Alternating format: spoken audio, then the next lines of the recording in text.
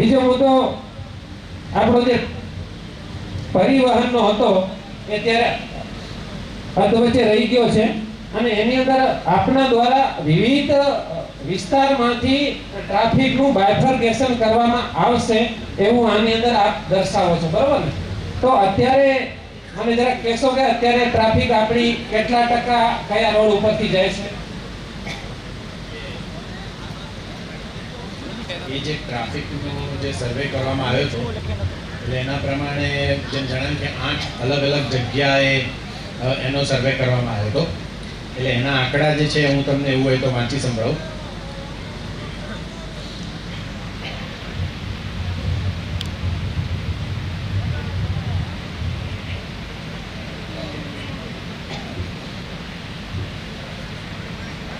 એટલે અત્યારે શું છે કે મુન્દ્રાથી જે સ્ટેટ હાઈવે અને એટલે મુન્દ્રાનો આખો વિસ્તાર એનાથી સ્ટેટ હાઈવે નેશનલ હાઈવેનો જે વિસ્તાર જે છે એમાં 7 અલગ અલગ પ્રકારના રોડ છે અને 2 હજુ બીજા રોડ નવા બની રહ્યા છે.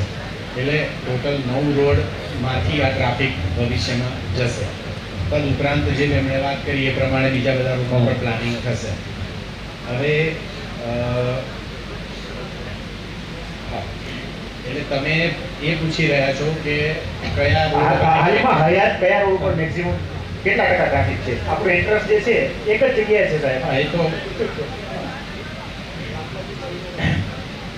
હા, એ જે પ્રાગ પરથી એસાઇડ મેઇન રોડ જે છે એના પર જ વધારે સૌથી ટ્રાફિક છે. અત્યારે આ મુદ્દાની ગંભીરતાને ધ્યાને લઈ આ રોડ ઉપર 50% ટ્રાફિક અત્યારે ઓછું કરવામાં આવે એવી અમારી માંગણી છે. આપી છે તેમ છતાં ફરી પાછી અમે એ વસ્તુ ઉપર વધારે પ્રેશર કરીએ છીએ કે 50%થી વધારે અહીંયાથી ટ્રાફિક ન હોવો જોઈએ. એટલે જે અમારી પાસે અહીંયા કને પણ જગ્યા છે, પાવર પ્લાન્ટની બાજુમાં પણ તમારી પાસે પોકેટ 4 ના વાહનો માટે તમારી પાસે ઓલી બાજુથી પણ જગ્યા છે. તમારે ખાલી ટોલ ઉઘરાવવા માટે મેકેનિઝમ ઊભું કરવાનું છે. મૂળ તો મુદ્દો ઈ છે. ના, એ મુદ્દો નથી, પણ હા, એટલે જે વાત કરી છે 2 મહિના લાગશે એમાં જે પેલો રોડ ચાલુ થઈ જશે પછી જે ગાંધીધામથી જે આવતો જે ટ્રાફિક જે છે એ બિલકુલ આ રોડ ઉપર નહીં આવે.